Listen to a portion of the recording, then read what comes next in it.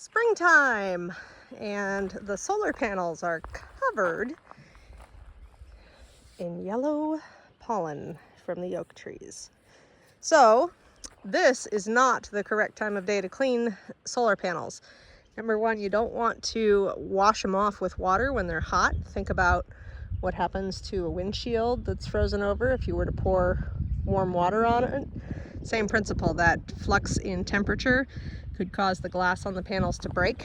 We want to avoid that. So I'm going to wait until the sun, right up there, gets off of these panels later on, and I'm going to come out and start by wiping them off, see what that does.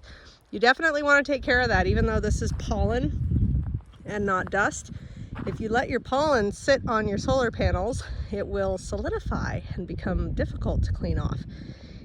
And anytime you have a fine layer of dust like that covering your panels, you actually sacrifice quite a bit of efficiency. Panels still work even in overcast conditions. I know, unpopular opinion. Fact. But whatever you can do to increase the efficiency and really maximize the amount of solar rays that get through is, of course, going to be better. Mother Nature comes through.